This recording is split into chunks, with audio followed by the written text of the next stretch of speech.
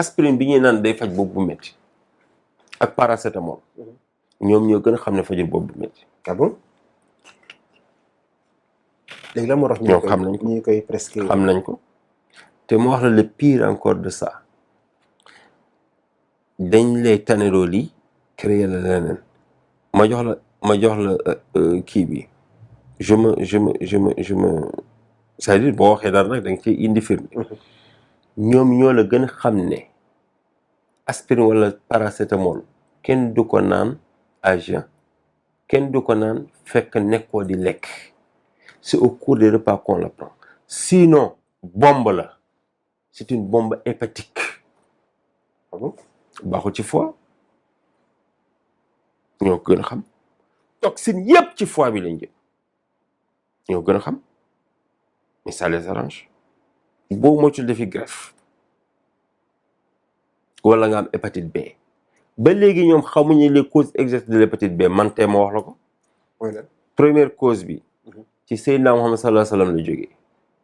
moo njëkk ne bàyyi leen di naan di taxaw wala di lekkee main gauche tey ku dugg restaurant couteau main droite fourchette main gauche xam nga et le docteur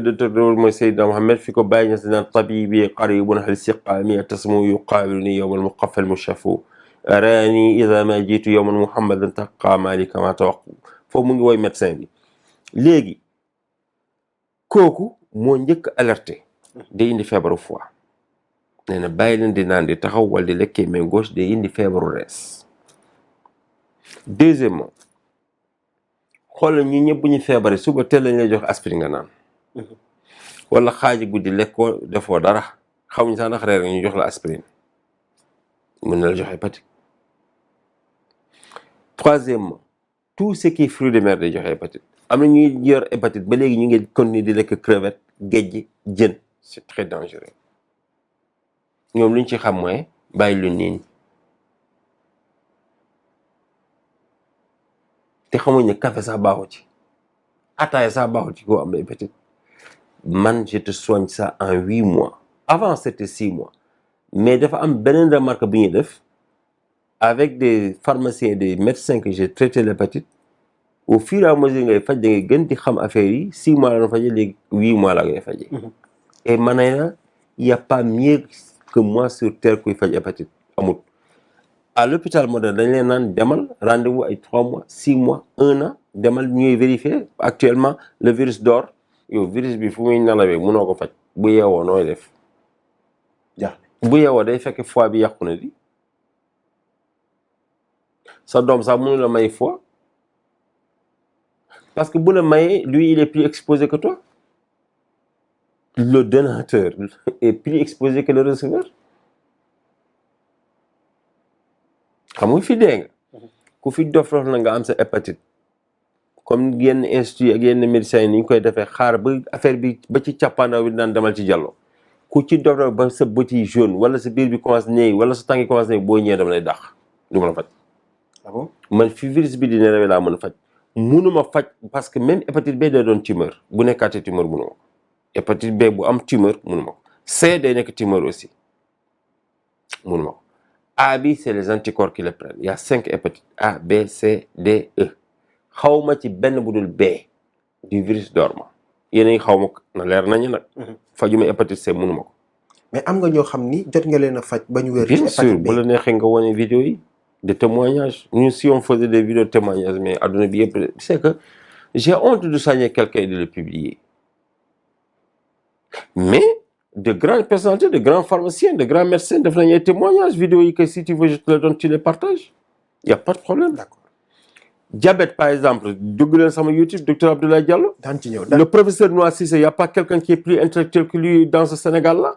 maa ko faj diabète ba léegi depuis 2019 ba léegi ñëwaatul benn yoon la ma ñëwaat ci man c'était pour me parler de prostate pire encore parlant de prostate est-ce que xam nga da ngay am prostate nga dem hôpital prostate nag à partir de 45 ans koy am góor rek moo koy am jigéen du ko am pas yu bëri sonde la ñuy doxee gars yi boo demee ci yenn hôpitaux yi ñoom dañoo war seen clinique fi ñuy dóor xaar fi ñuy def xarmat dañuy def tout possible pour virer la foofu pour ñu mën a am xaalis opération lañ lay defal te exposé. D'accord. man 4 semaines laa lay faj prostate 50 000 ngay fay avant c'était 40 000 léegi 50 000 la 50 000 ngay fay nga wér ci 2 semaines traitement bi 4 semaines la mais 2 semaines boo ñëwee rendez-vous nga ne ma alhamdulilah mu doon prostate buy saw loolu bëri mu doon prostate bu tëju bu tëj saw yi mu doon prostate bu néewi hypertrophie benn de la prostate mu doon prostate bu tàng mu doon prostate bu am góom. mais yooyu yëpp dañ daan gis ni mooy prostate boobu nga tudd dañuy gis ni ku ci dara rek da ngay gaaw profité dem hôpital gis tubaab bi ñu bindal la ay comprimé des fois nga ñu defal ay poche affaire yooyu noonu yow tey jii nga ne da nga koy faj ci 4 semaines déggoo ma de lu tax yéen doon gëm suñu bopp tubaab daa xam dara man gëmuma leen. mais am na ay yàlla du may lépp yoo xam ni yàlla du may lépp dégg li ma la wax yàlla daf leen may ñu mën a ñoom seen comprimé parce que quand on me dit même médecine moderne médecine traditionnelle ça m'étonne quoi luy médecine moderne médecine traditionnelle tout ça vient des mêmes médicaments tout ça vient des plantes arrêtez merde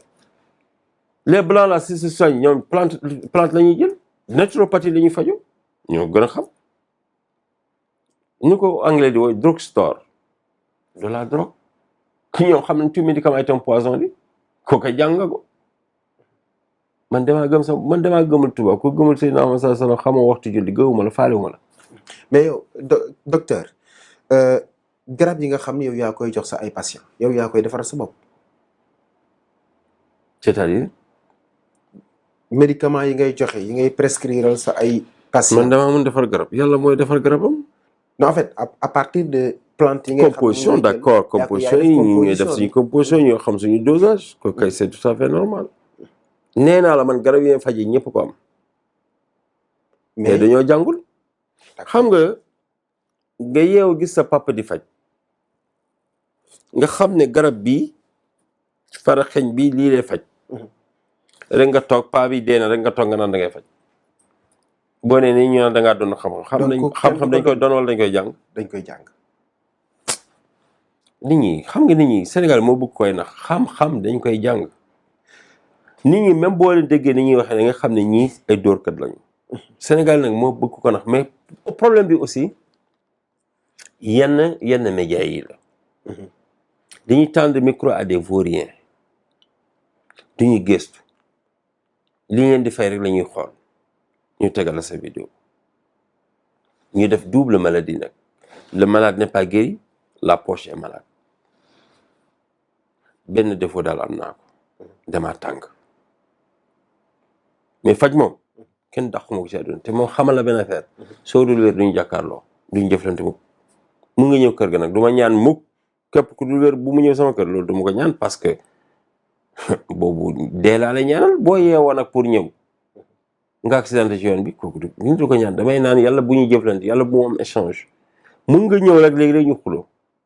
c'est que da nga dul wér